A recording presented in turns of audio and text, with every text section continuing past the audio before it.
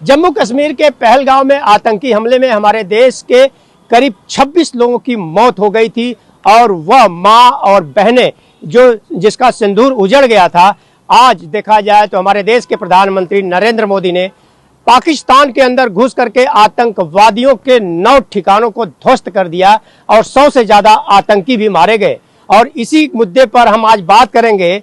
मुंबई के नरीमन पॉइंट पर जो युवा आए हुए हैं, इनके अंदर काफी जज्बा है, जोश है और ये देश के भविष्य हैं। आज ये युवा हैं, स्टूडेंट हैं, लेकिन कल हो सकता है कि हमारे देश के बड़े नेता बन सकते हैं, आईएएस पीसीएस बन सकते हैं, मिलिट्री के अधिकारी बन सकते हैं।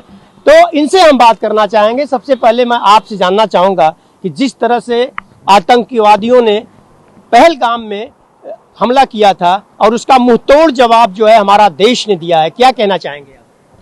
ये जवाब दिया है, इतना बढ़िया दिया है कि इससे पूरे भारत में जो है तो अभिमान का बात है, सबको इससे गर्व होगा कि। और सबसे ज़्यादा एक कि इस ऑपरेशन को सिंदूर नाम दिया, इतना बढ़िया नाम दिया कि जिन भारत में महिला रहने वाली है, सब महिला रहती है, उनको अपने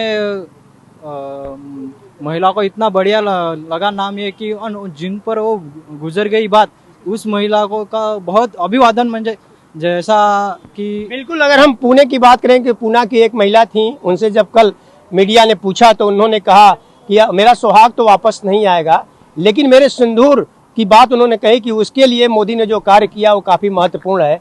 और उन्होंने ये भी कहा कि मैं सिंदूर भी लगाऊंगी और बिंदी भी लगाऊंगी। बहुत बढ़िया, ऐसे उसका कि वो मन से वो जितना साल जिंदा रहेगी तो उस सिंदूर का उसको बहुत नाम मुझे बढ़िया लगेगा कि मेरा पति शहीद हो गया, ऐसा मानना पड़ेगा।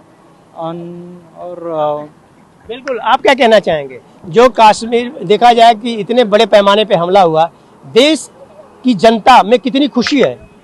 उनको देश की जनता तो बहुत खुशी है इस बात की, क्योंकि पहलगाम आतंकी हमले का अपने मोदी जी साहब माननीय प्रधानमंत्री उसने जो मुंह तोड़ जवाब दिया, उसका हमको बहुत गर्व का क्षण है। क्योंकि आतंकवादी जो है पाकिस्तान वाले, वो हमारे ऊपर बार बार अटैक कर रहे हैं, लेकिन अपन सिर्फ देखते रहने से कुछ होगा नहीं। इसके आगे भी और ऐसे हमले होते रहे तो अपन ने उसका इससे भी ज्यादा घर में घुसकर मारेंगे। जो मुंह तोड़ जवाब है वो अपने को देने का।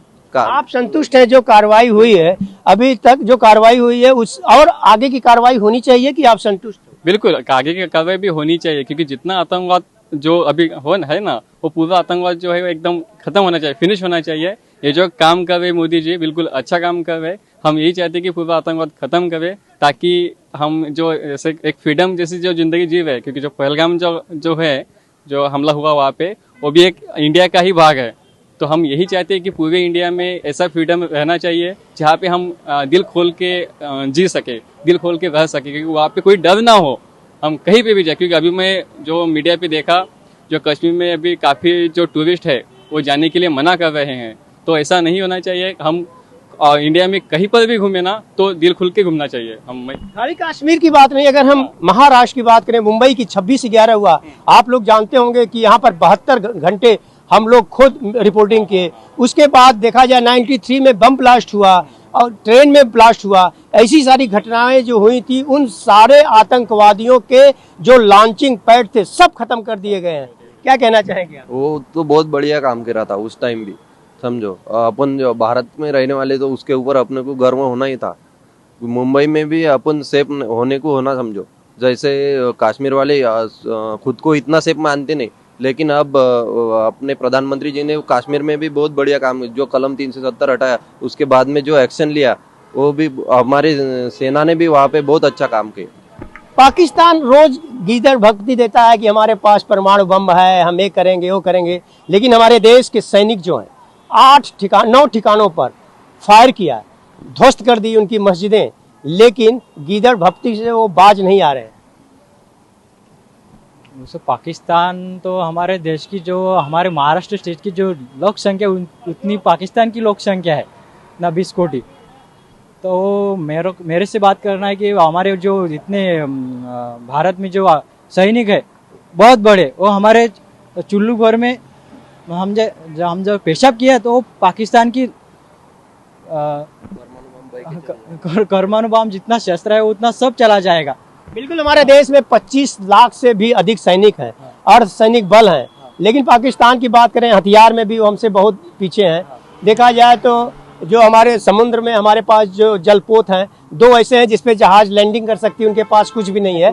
इसी तरह से बहुत सारी चीजें हैं, लेकिन जो वो जिस तरह से आए दिन गिदड़ भक्ति देता है हमारे देश को, बोलता है परमाणु बम मार देंगे, क्या लगता है ऐसा वो कर सकता है? जी बिल्कुल, ऐसा वो कभी भी नहीं कर सकते, क्योंकि भारत के पास तो उससे भी ज्यादा जो अस्त्र शस्त्र है, हम सब इसमें परिपूर्ण लोग हैं।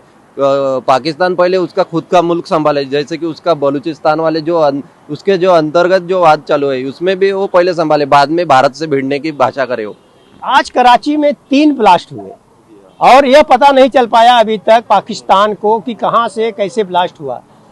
नहीं, हमने मीडिया पर ही देखा, उसके अंतर्गत भी जो चालू है, उसके बलूचिस्तान वालों ने भी उसके सैनिक के गाड़ी के ऊपर जो ब्लास्ट करे, उसमें वो खुद ही खुद को मार रहे।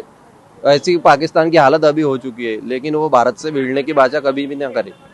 तो आपने देखा कि ये हैं हमारे देश के रक्षक युवा वर्ग, और ये जो हैं इनकी सोच जो है पाकिस्तान से कहीं बहुत ज्यादा, जितनी उनके सैनिकों की सोच होगी उससे ज्यादा हमारे देश के युवाओं की सोच है। और इनका कहना है कि पाकिस्तान हमारे सामने बिल्कुल नहीं टिक सकता है, क्योंकि भारत एक ऐसा समृद्धि वाला देश है जो कि जवाब भी देगा और हिसाब भी लेगा। ऑन टीवी न्यूज के लिए कैमरामैन बालक साथ हरीश तिवारी।